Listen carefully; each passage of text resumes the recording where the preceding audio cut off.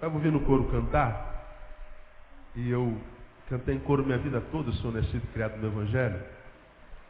E eu sei quantos meses, quanto trabalho dá para fazer uma cantata dessa. Analisando pela lógica, nem vale a pena, ensaia 6 meses para cantar 30 minutos. E a maioria das músicas nunca mais voltarão a cantar.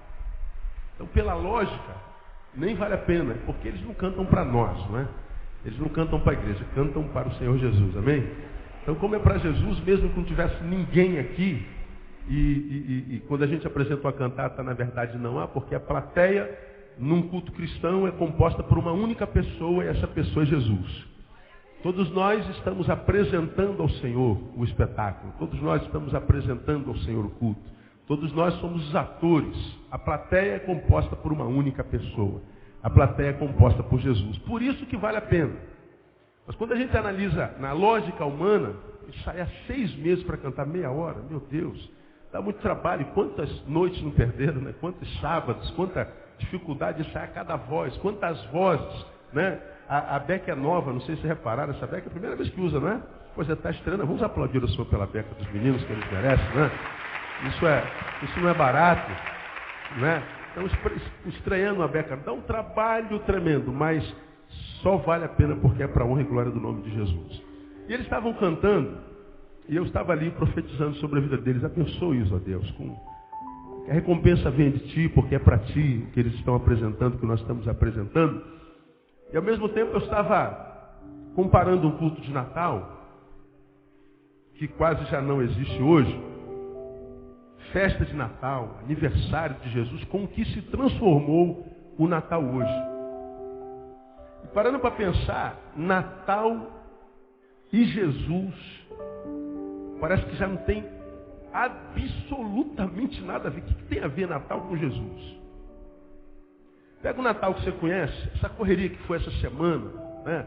Quantos aqui nesses dias entraram num shopping? Levanta a mão aqui. Sinceramente. É quase todo mundo, né? E quem não entrou no shopping, por você alguém entrou. Né?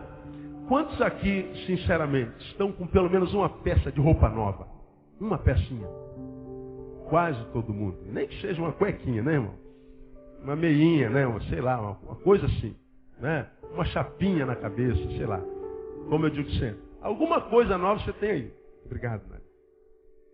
E eu estava ali pensando nesse Natal. O que Natal e Jesus tem a ver? Se fosse a luz do oposto daquela chamada da Globo, Globo e você, tudo a ver. Se fosse o oposto, Natal e Jesus, nada a ver. Não tem nada a ver com Jesus.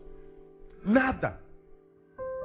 Pega lá tua mesa farta. Nossa, a mesa lá da minha sala são 2, 4, 6, são 8 cadeiras. É isso mesmo? Não errei não. 8 cadeiras. Aí tem aquele mesão. Como é que aquele mesão estava farto? Tinha de tudo e mais um pouco, sem imaginar. Mas a gente come feito gente que come muito. Feito gente que come muito, né? Pois é. Feito gente abençoada, está dando minha esposa lá. E a gente come. E às vezes, o que precisava comer, já foi comida. A gente não precisa mais comer. Mas mesmo não precisando, o que a gente faz? Continua comendo. Já bebeu tudo que tinha beber, não precisa mais beber, mas o que a gente faz? Continua bebendo. E depois a gente descansa um pouquinho para o estômago esquecer que está cheio. A gente dá uma rodadinha na casa, vai lá no quintal, né? E volta, quando chega na sala, faz o que de novo? Come de novo. E a gente come feito gente que come muito, não é? A gente usa roupa, a gente compra, a gente está Feliz Natal, a gente vê o jornal, vê motoboy que se transforma em Papai Noel, ele passa nas casas jogando presente. Eu achei tão bonito um Papai Noel. Papai Noel não, um motoboy, que ele junta dinheiro a vida inteira, o ano inteiro, aí ele pega a moto dele de madrugada e vai jogando nas casas pobres. Solidariedade. A gente dá presente para quem não conhece. Eu fui ao correio essa semana e peguei o nome de uma criança e mandei um presente para uma criança que eu não conheço. A gente dá presente para todo mundo, a gente fica esperando da hora da meia-noite do dia 24, quem comemora em família, bota os presentes tudo em volta dessa árvore que a gente chamou de Natal, enche de presente e a gente fica esperando a hora. Quando a família tem criança, então, misericórdia. Quantos tem criança em casa aqui? Levante a mão assim. É bom, né, dar presente para a criança, gente? Sim ou não? É bom. Os olhos das crianças ficam assim, ó, brilhando. Cara, será que tem presente para mim? Aí a gente brinca da mesma coisa, desde que o menino é menina até ficar velho. A gente diz, será que tem presente para fulano de tal? Lá em casa é o Luiz Felipe, né? Será que tem algum presente para o Luiz Felipe? Ah, eu acho que não. Ele já deve estar cansado de ouvir isso, ele sabe que a maioria dos presentes é para ele. Né, Luiz Felipe? É, abestado, né? Pois é. Quando eu não chamo ele de abestado, não chamou de abestado, não, tio. Pois é, tem que chamar. Aí, quando tem criança, então, é aquela bobagem toda. E a gente dá presente, ganha presente, gosta de dar presente, dá lembrancinha, faz amigo oculto. Isso tudo é muito bom para nós. Mas, o que tem a ver com Jesus? O que tem a ver com o aniversariante? O que Jesus tem a ver com Papai Noel? Que parece que é quem faz aniversário no dia do Natal. Só dá ele, meu. É o cara. O simpático velhinho. Quem é que não gosta de Papai Noel? Até a gente gosta de Papai Noel. Parece que o aniversário é dele, porque ele recebe todas as honras. E se a gente analisar, fazer uma análise do Natal contemporâneo, a gente fica tentando encaixar Jesus ali. Não cabe, Jesus. Tu não cabes na tua festa de aniversário. Não há lugar para ti. Pensando nisso, há bem pouco tempo atrás, eu estava fazendo uma semelhança desse Natal com as casas da Judéia, quando Maria, com barrigão, saiu pelas casas tentando arrumar um lugar que a recebesse para dar à luz. Mas diz o texto que em todas as casas onde Maria batia, o que dizia lá? Não há lugar. E ela foi em todas as pousadas daquela região, foi em todos os lugares que se pudesse ter uma placa escrito hotel, um hotel, sei lá, qualquer coisa. Um lugar que ela pudesse ser recebida para que ela pudesse dar à luz. Mas todos na recepção diziam, não há lugar. Por causa disso, ela foi ter o seu filho, o Messias, aonde mesmo, quem se lembra? Numa estrebaria, numa cocheira. E diz o texto que ela foi para uma cocheira, os bois a receberam, os animais a receberam, o boi emprestou o lugar onde ele comia para Jesus nascer. Porque entre os homens, na sociedade, a frase era, não há lugar. E eu acho que hoje acontece a mesma coisa. Faça uma análise. Aonde é que você encaixa Jesus no Natal? Não cabe. Não cabe. Não há espaço para ele. Jesus é só um detalhe. De vez em quando a gente lembra. Se a gente é cristão. Mas depende de que tipo de cristãos nós somos. Você que é membro dessa igreja, você conhece algum culto nessa igreja que é vazio? Tem alguma reunião nossa que não tem gente? Olha quantos lugares vazios hoje. Faltam uns 200 lugares para completar os 1.284 lugares que aqui tem. Você vem quarto, está cheio. Vem domingo de manhã, está cheio. Vem domingo à noite, está cheio. Todo culto está cheio. Mas no Natal, mas o que tem lá? Já não há mais espaço para ele. Já não há mais razão para ele. Jesus é um aniversariante que, na sua própria festa, ele é só um detalhe. Se ele não aparecer, se não citar o nome dele, não faz diferença alguma. Imagina se isso acontecesse contigo, no teu aniversário. Porque a maioria de nós, quando chega a data do nosso aniversário, a gente já acorda assim, quem será o primeiro que vai ligar para nós hoje? E a gente fica esperando que muitos liguem para nós. Quando alguns, que são os excelentes na nossa relação, não ligam, nós nos encontramos com ele no dia seguinte. Pô, fulano, chateado contigo, brother. O que houve, Neil? Pô, você esqueceu do meu aniversário ontem, cara? Rapaz, pronto. Se o sujeito for pequeno, acaba a amizade. No nosso aniversário, a gente quer nem que seja um torpedozinho, 1 e-mail. Quantos telefonemas, quanto mais melhor. Nós queremos ser lembrados, nós queremos ser a personagem principal Nós queremos que alguém apareça e diga, hoje o almoço está por minha conta. Mas hoje, infelizmente, é o contrário. Olha o aniversário dele hoje ele que está pagando para todo mundo. É o que acontece. Antigamente não era assim. Antigamente nós éramos aniversariantes, nós ganhávamos. Agora não, vai lá para o teu escritório, você que trabalha, sabe como é que é. Hoje é aniversário dele, é rodada, é tudo por conta dele. Que isso, cara? Está tudo mudando. Jesus é só um detalhe. Então, essa data, 25 de dezembro, que deveria ser uma festa espiritual, e mais, o celebrar da razão de ser do cristianismo. Uma das maiores religiões do planeta. Essa data era para ser o marco histórico da razão de ser do cristianismo, porque nele nasceu o fundador dessa tal religião. Sobre ele está fincada, firmada, edificada essa religião. Mas hoje o Natal se deformou. Se transformou numa festa pagã e carnal. Pagã e carnal. E por que o Natal se transformou numa festa pagã e carnal? Porque a coisa principal deixou de ser a coisa principal. E você já aprendeu aqui comigo, queria que você repetisse comigo, que você já aprendeu aqui. A coisa principal é fazer da coisa principal a coisa principal. Vamos mais uma vez?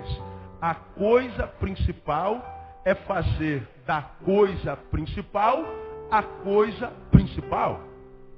E o que aconteceu com o Natal? A coisa principal foi sacada do lugar da coisa principal, e você já aprendeu que quando a coisa principal sai do lugar da coisa principal, uma coisa secundária toma o seu lugar. E como diria Warren Wiersbe, escreveu A Crise de Integridade, ele diz que toda vez que algo falso tem êxito, é porque normalmente algo verdadeiro fracassou. Quando algo verdadeiro tem êxito, geralmente é porque algo verdadeiro fracassou. E o Natal, à luz da visão espiritual, é um fracasso, porque é uma festa pagã. É uma festa voltada para a carne. Jesus é um detalhe. A coisa principal saiu de lá. Então fiquei pedindo a Deus uma palavra para essa noite, porque pregar sobre o Natal hoje é complicado, não é tão simples. Deus me leva a 1 João, queria que você abrisse a sua Bíblia aí em 1 João capítulo 2. Quero meditar com você bem rapidinho. Ainda tem o sepultar dos ossos depois do culto.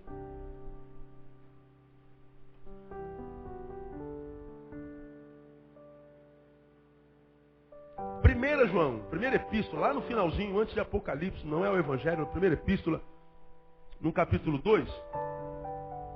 Pedindo ao Senhor uma palavra sobre Natal, olha a palavra aqui para a qual o Senhor me leva, que você já conhece muito bem, está lá no versículo 15 e principalmente o versículo 16, que é a razão de ser da ordem do versículo 15. A ordem do versículo 15 é a seguinte: não ameis o mundo, nem o que há no mundo. Se alguém ama o mundo, leia comigo, o amor do Pai não está nele. Então a ordem é o seguinte: não ameis o mundo. Já preguei sobre esse texto explicando o que é o mundo. Não é geralmente o que os crentes dizem que é. Né? O mundo não é uma geografia. O mundo é um espírito, o mundo é um valor, é um princípio. Então quando ele diz que a gente não deve amar o mundo, não é a geografia em si, mas o espírito que rege as pessoas que estão naquela geografia. Então a gente muitas vezes quando fala de mundo, a gente está falando de muita coisa que acontece dentro da igreja. Quando acontece dentro da igreja fofoca, quando acontece dentro da igreja juízo, gente apontando o dedo para o erro do outro como se não tivesse erro, quando acontece ausência de perdão, quando acontece um monte de gente que entra no nosso meio se sentindo mais crente que você, porque você se veste diferente dele, isso é espírito mundano. E a igreja cristã é profundamente mundana e nem sabe o que é. Porque os supercrentes acham que mundano é, por exemplo, pregar como eu estou pregando, sem gravata e com a camisa para fora de calça jeans. Porque um pastor espiritual prega de terno e gravata. Ele pode ser um corrupto, um safado sem vergonha, com a mente toda corrompida, mas está de terno e gravata, esse parece ser pastor. Só que mundano, você já aprendeu, não é a forma, não é a coisa, é como se faz a coisa. Qual a intenção com a qual se faz a coisa. Não é o exterior, é o interior que te faz ser o que você é no exterior e que parece ser no exterior. Aí vem essa palavra diz assim: não ameis o mundo. Quem ama o mundo, os valores do mundo, os princípios do mundo, o espírito mundano, o amor do Pai não está nele. Essa é a ordem. Não ameis o mundo. Agora, por que a gente não pode amar o mundo, além do fato de o amor do Pai não permanecer em nós? Versículo 16 responde. É aqui que eu quero parar com você. Porque tudo o que há no mundo, olha lá. E aí João diz o que há no mundo. O que há no mundo? Leia comigo. A concupiscência da carne. O que mais? Concupiscência dos olhos. O que mais? A soberba da vida. Não vem do Pai, mas sim do mundo. Porque tudo o que há no mundo. E João resume em 3 coisas. Concupiscência da carne, concupiscência dos olhos e soberba da vida. Me ajuda, por favor. Pergunta, irmão Gustavo Salado, você sabe o que é concupiscência?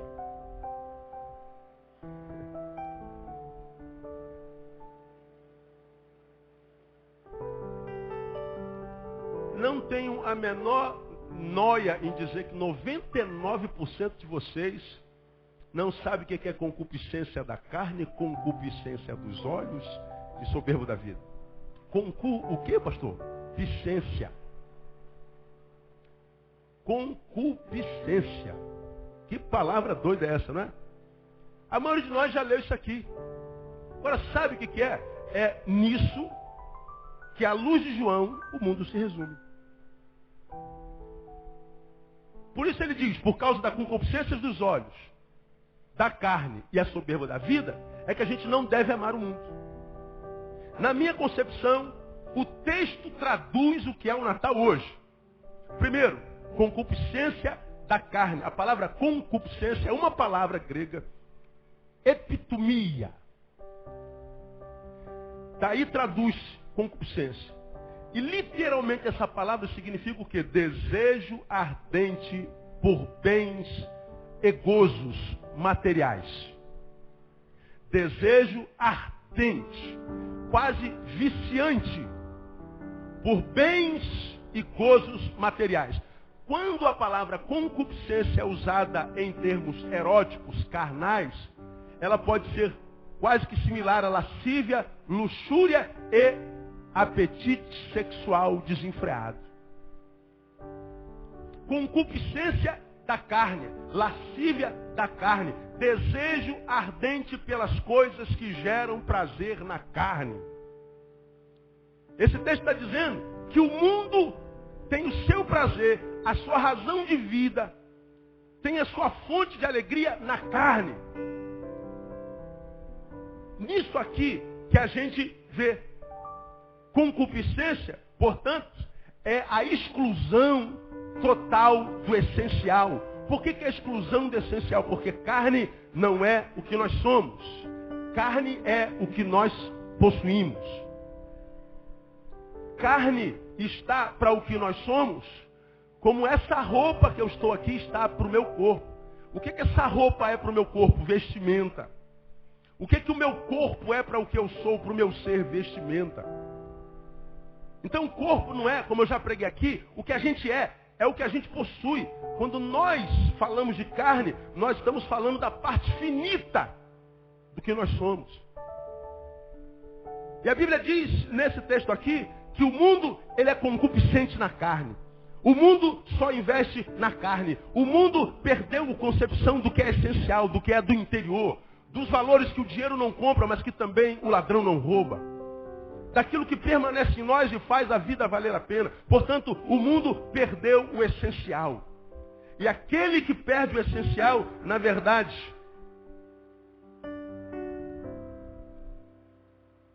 firma a sua vida no que é secundário. Concupiscência da carne é a perda da essência. Como eu falei, a carne é a parte finita em nós. Porque nós temos, como nos ensina a palavra, lá, a boca do sábio, que um dia a carne vai voltar para onde? Quem se lembra? Para o pó. Essa carne vai voltar para o pó. E o espírito? Volta para onde? Para Deus que o deu. O texto diz que o espírito que eu tenho, Deus me deu, foi lá no Gênesis. Tornamos-nos alma vivente. Essa alma vivente habita dentro dessa carne. E o texto diz que essa carne volta para o pó de onde veio. Deus nos fez do pó da terra, manualmente. Quando essa carne voltar para o pó, ela volta para sua origem finita, o que acaba, o espírito não morre.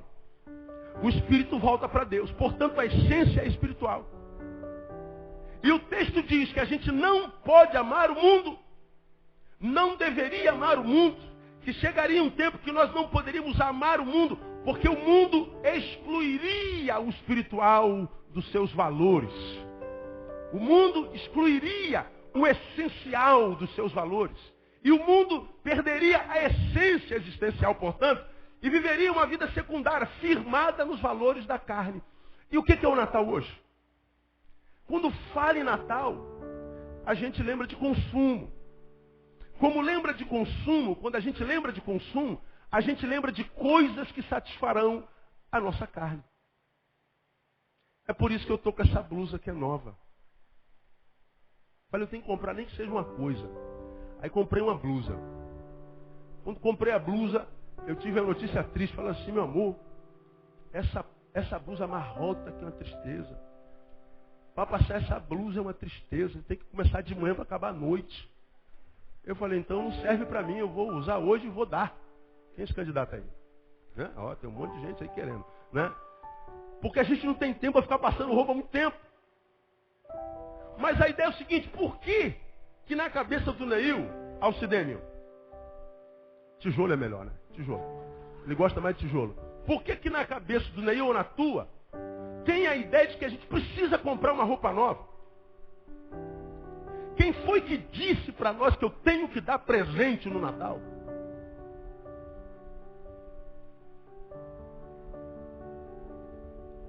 De onde saiu a ideia que eu preciso presentear? E mais, de que eu tenho que ganhar presente?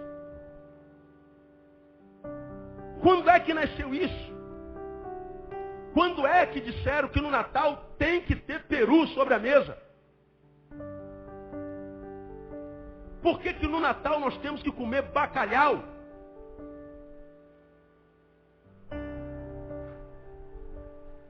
Rabanada.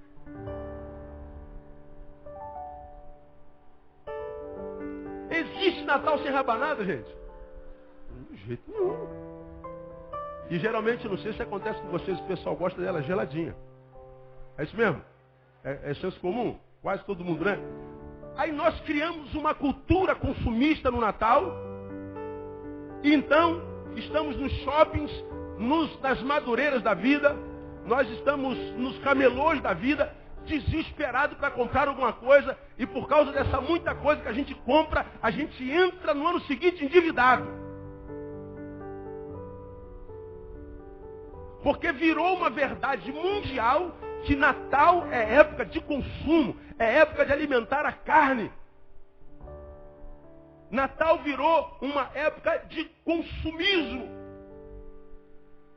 Portanto, se o Natal, na verdade, é uma época de consumismo, concupiscência da carne, o alimento da carne, comer, comer, comer. Hoje nós acordamos por volta das 10 horas. E a gente tomou café por volta disso, a gente ficou na mesa até meio-dia, e a gente ligou, estava dando RJTV. E um jornalista estava dentro de uma padaria, vendo o pessoal que foi tomar café na rua. Isso já era meio-dia. A um dos que estavam tomando café, o jornalista perguntou, e aí, por que você está tomando café aqui? Agora, quase meio-dia. Ele falou, pô, enchi a cara, meu irmão. Natal é época de encher a cara. Mas tu bebeu muito, mas bebi muito, você não tem noção. E agora eu estou tomando um cafezinho, porque logo mais eu vou encher a cara de novo. Natal é época de encher a cara. Natal é época de alimentar a carne. Natal é época de comer, de beber. Não existe regime no Natal. O regime entra em férias.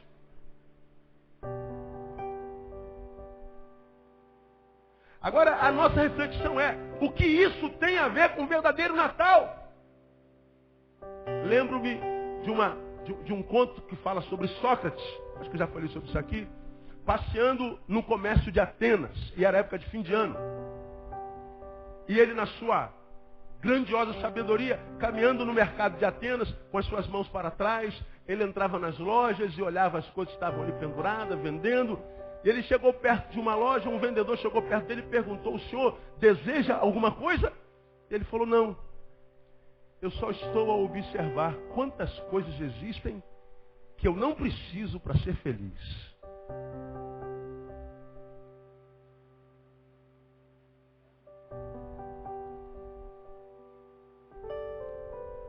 O que faz a nossa felicidade do Natal? É a roupa nova, é o presente, é a mesa farta. E enquanto nós, enquanto humanidade, darmos vazão e valor, nossa valoração estiver posta sobre a concupiscência da carne, nossa vida vai continuar a ser o que ela é. Uma vida de aparência. E o Natal continua a ser isso que ele é, uma festa imaginária. Por causa da concupiscência da carne, por causa do espírito mundano. E diga que esse espírito mundano não tomou a nós cristãos também. Portanto, nós somos todos mundanos. E nós precisamos, pelo menos nessa data do dia 25, trazer a memória que dia 25 é o aniversário, mesmo que representativo daquele que veio para salvar o mundo do seu pecado. No seu Natal você precisa se lembrar dele para dizer, Senhor, muito obrigado. Porque se eu estou de pé, eu estou porque a tua misericórdia se renova cada manhã sobre a minha vida, sobre a minha casa. Estou sentado à mesa, diante de uma mesa tão farta, porque o Senhor me tem dado saúde para ganhar esse pão o ano inteiro. Precisamos dizer obrigado, Senhor. Você pode dizer obrigado, Senhor, por Jesus? Concupiscência da carne. Mas o texto diz que há uma outra concupiscência, concupiscência dos olhos. A concupiscência da carne é a perda da essência. Porque a gente tirou o principal do principal e vivemos uma vida secundária alimentando a carne. Como eu tenho dito, nunca tivemos uma geração tão bonita na terra. Nunca tivemos uma geração tão pobre, tão vazia, tão cheia de suicídio, de corrupção. Uma geração tão medíocre. A mais bonita, a mais medíocre, a mais sem conteúdo. Parece que beleza e conteúdo não caminham juntos. Mas o texto fala sobre a concupiscência dos olhos. Se a carne é a parte finita em nós, os olhos são os órgãos da visão. E a gente sabe disso. Eu defino olhos como perceptores de imagem, porque na verdade é tudo que os nossos olhos podem ver. Se eu fosse perguntar quantos de vocês estão vendo o pastor Neildo aí? Quantos aí estão vendo o pastor Neildo? Levanta a mão bem alta assim. Pois é. Será mesmo que estão me vendo? Tem um peso de papel em cima dessa cadeira, em algum buraco, às vezes não tem, um redondinho. Minha Bíblia está voando, tem? Aí eu pergunto, quantos estão vendo o Neil? Quem não for cego vai dizer assim, eu estou te vendo, pastor. 1,87 m, tem que ver. Mas a gente sabe que quando a gente diz assim, está vendo o pastor Neil? Não, você está vendo a minha imagem. Você não está vendo o que eu sou de fato. Você está sentado do lado de alguém, hoje cheguei no culto, e alguém me cumprimentou, pastor, Feliz Natal, me deu um abraço, negão. Falei, negão, você está cheiroso, que é uma beleza, irmão. Que negão cheiroso. Eu vou, obrigado, sorrisão desse tamanhão. Agora, esse é o cheiro dele por fora. Essa é a imagem que a gente carrega do lado de fora.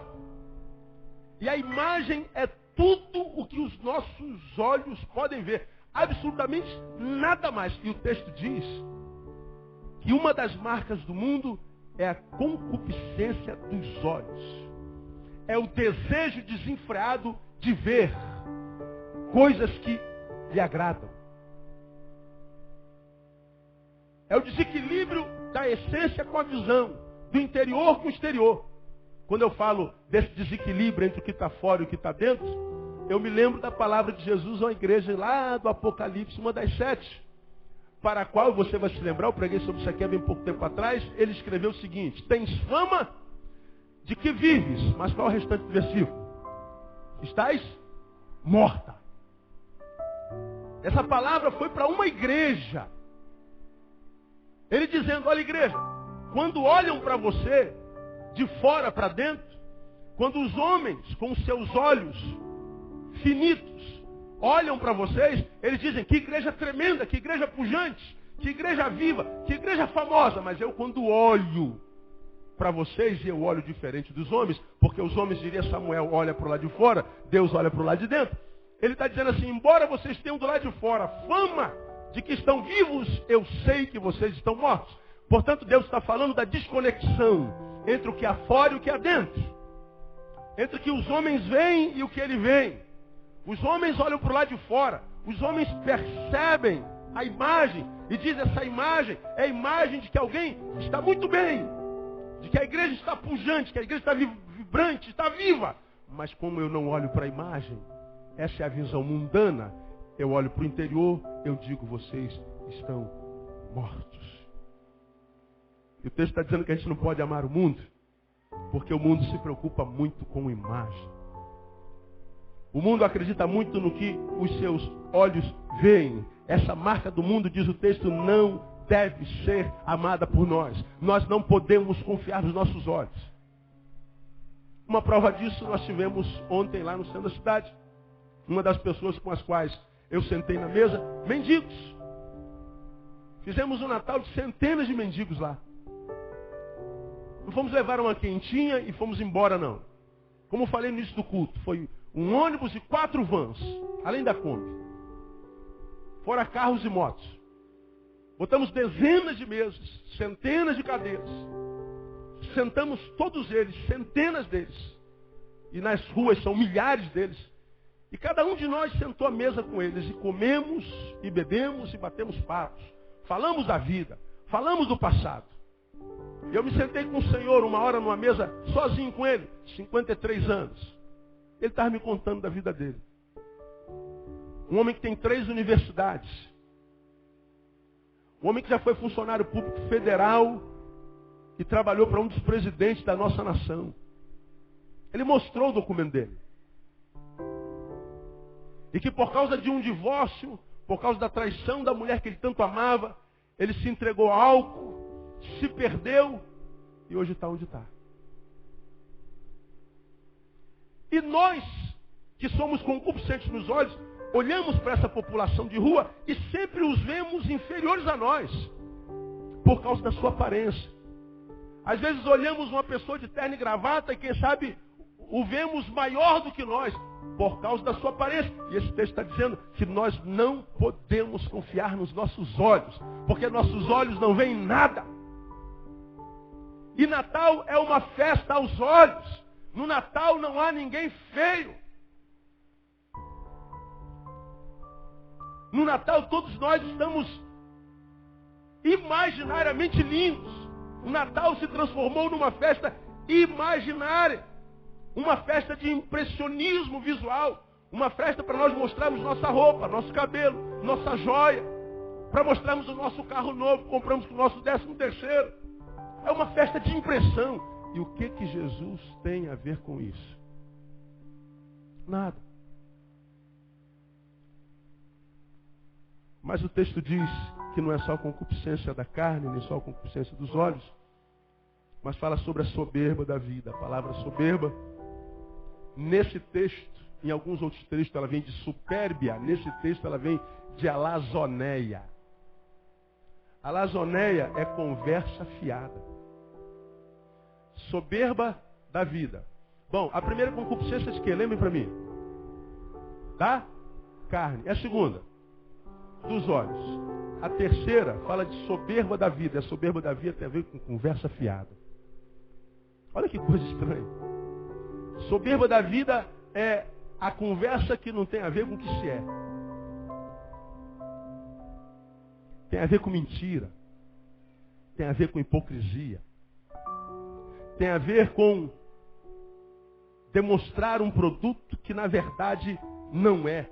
E esse terceiro, a soberba da vida, é o resultado da concupiscência da carne, que é a perda da essência, a exclusão do essencial, e com o resultado da soberba dos olhos, que nada mais são do que perceptores de imagem. Portanto, soberba da carne, soberba da vida, é alguém que perdeu a essência, que porque perdeu a essência, investe na aparência, mas só que esse cuja aparência aos nossos olhos é linda e perfeita, nada mais é do que alguém que quando fala, portanto de uma coisa que não é. Ele é o soberbo. Ele é um holograma. Prego sobre isso o tempo inteiro. E Natal, e o tempo que a gente vive, eu acho que é exatamente isso aqui. Gente que vende imagem. Isso eu vejo muito dentro da igreja também. Quantos crentes, irmãos, a gente encontra no caminho tão cheio de si, tão mais crentes do que você, tão cheio de juízo, tão intrometido na vida dos outros. Aqueles crentes que eu falo que são crentes que são indignados com o pecado, mas com o pecado dos outros, não com o seu. Pessoas que no discurso é uma coisa maravilhosa, mas nos seus negócios, ele é o pior canalha que um canalha pode ser. Quando lida com a sua sexualidade, ele é o mais promíscuo. Quando ele lida com a misericórdia, ele lida com aquilo que ele nem sabe o que é. Eu entrei aqui hoje, o Senhor me colocou os olhos numa pessoa que está aqui sentada. Quando sentei ali, não sei se você acredita em revelação. O Espírito Santo falou assim para mim, olha, aquele ali veio para te ver. É homem. Mas a mim, me ouve há muito tempo, nunca vi. Mas quando ele me viu, ele imaginou que ia me encontrar de terno e gravata. Ia me encontrar bem pastoral. E eu subo assim, como eu sempre subo, né? Eu só ando assim. E a cara fechou, porque a voz que ouve pelo site não condiz com a imagem. Aliás, a nossa imaginação é sempre melhor do que a realidade. Quando você ouve a voz de alguém pelo rádio, um cantor, você fala, cara, esse cara deve ser locutor de rádio, por exemplo. Você pega locutor de rádio, aquela voz de Cid Moreira, meu, você imagina um Luciano Zafir, né? Um Vitor Fazano, um Antônio Fagundes. Aquela voz que vai, meu Deus, esse homem deve ser um anjo celestial. Isso deve ser um Gabriel disfarçado de um ser humano. Aí daqui a pouco você conhece o sujeito face a face. E você então fecha os olhos para não se decepcionar. Porque ele, ao invés de estar para Antônio Fagundes, ele está para Tião Macalé. Tião Macalé. Você, para não morrer, deve saber, fala alguma coisa, pelo amor de Deus, porque eu quero me relacionar contigo pelos ouvidos, não pela imagem. Só que os nossos olhos são tão viciados que a gente tende a julgar os outros pela imagem. E a gente se esquece que esse Jesus de quem a gente comemora o aniversário hoje, no final, a gente tem aprendido isso lá em Hebreus capítulo 13, ele não vai perguntar o quanto a gente fez, o quanto a gente sabe, ele vai perguntar o quanto a gente amou. Ele vai perguntar não porque a gente fez, mas em função de que a gente fez, qual a motivação. De modo que, amados, nós que estamos comemorando o nascimento de Cristo, não podemos deixar de cumprir esse versículo que João nos ministra nesta noite. Não ameis o mundo, e amar o mundo é investir na carne. Amar o mundo é investir tão somente na imagem. Amar o mundo é se transformar naquilo que o mundo vem se transformando na essência. Numa essência que, porque foi perdida, a gente investe na aparência. Se transformar num ser humano que só é aquilo que ele é nos olhos dos outros, mas que não é aquilo que ele é no coração de Deus, nem quando ele está sozinho.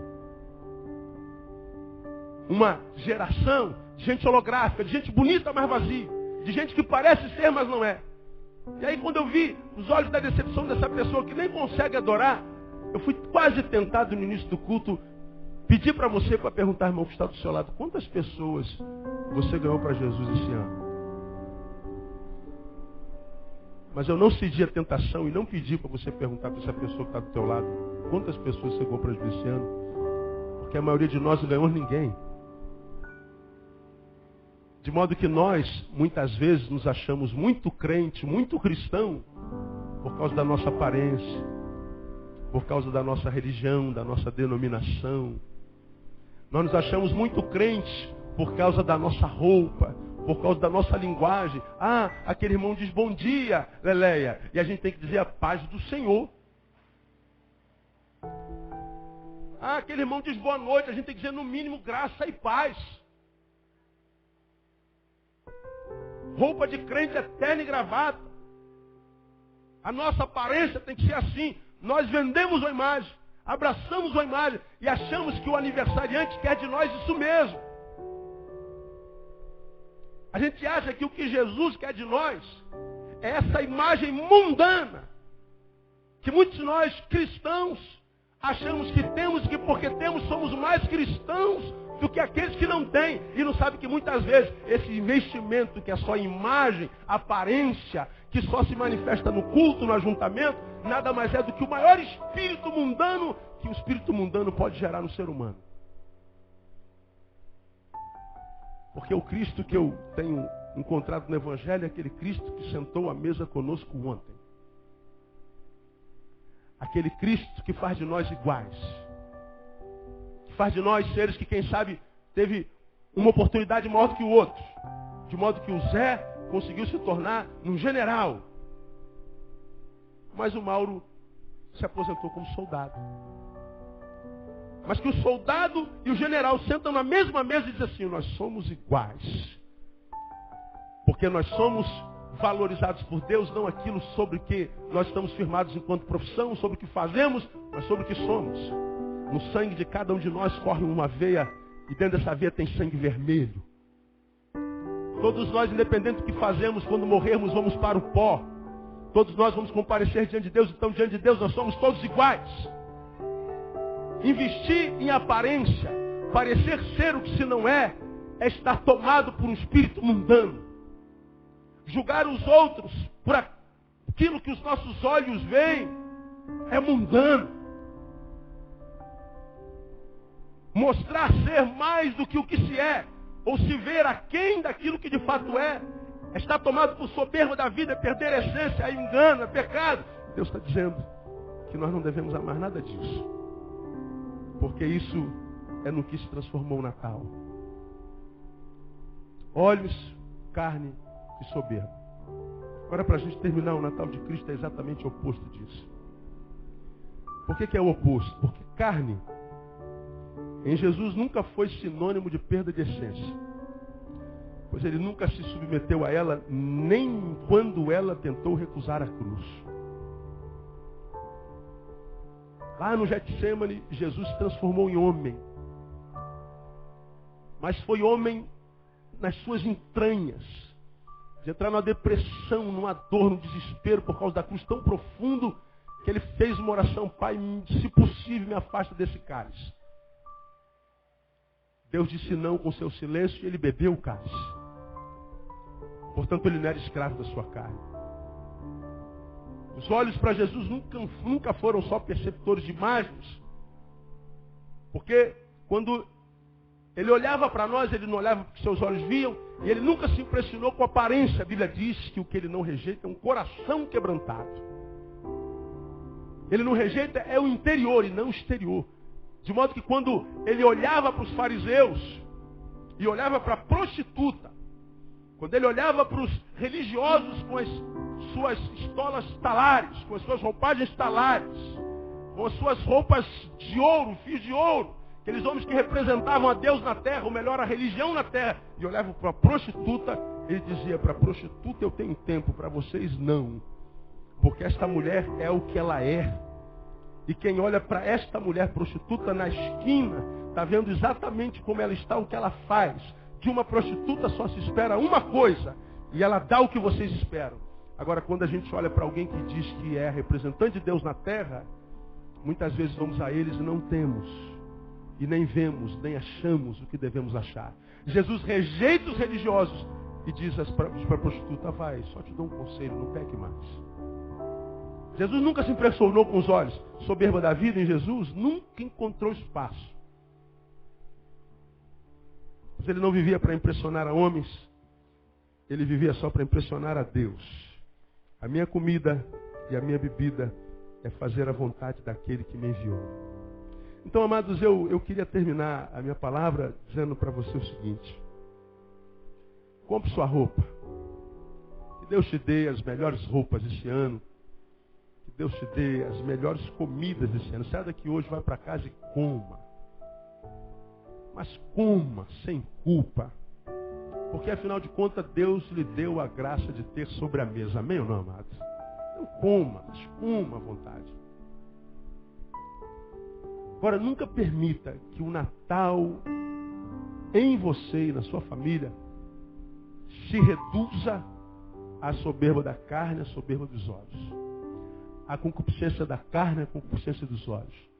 Nunca se esqueça que aquilo para o que Jesus nasceu não foi para botar comida na minha mesa, nem para botar roupa no meu corpo. Ele nasceu para que a nossa comunhão com Deus fosse refeita pelo sangue derramado na cruz do Calvário. Ele veio para que essa vida de aparência, essa vida sem essência, essa vida da qual o principal foi tirado, essa vida que é vida só aos olhos dos outros, pudesse se transformar numa vida de verdade, numa vida que valesse a pena ser vivida, uma vida que fosse além da aparência, uma vida que, quem sabe, não fosse nem admirada para quem está do lado de fora do portão, mas uma vida que fosse vivida por ti e que te fizesse, ao chegar diante do espelho, você olhasse para aquela imagem e dissesse assim: a tua vida vale a pena ser vivida. Uma vida que é alegria para ti, não para os outros. Uma vida que vive não para impressionar com aparência, mas uma vida que vive o essencial. Porque foi para isso que Jesus veio.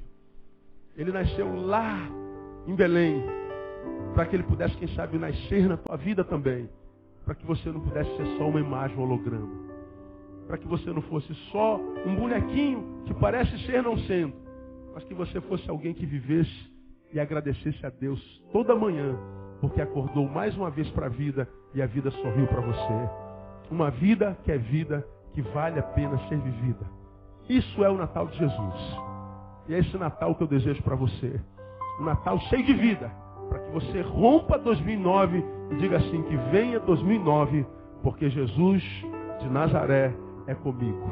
Ele está comigo todos os dias, até o final de 2009, até a consumação dos séculos. A Ele a honra, a glória e o louvor pelos séculos dos séculos. Aplauda Ele bem forte.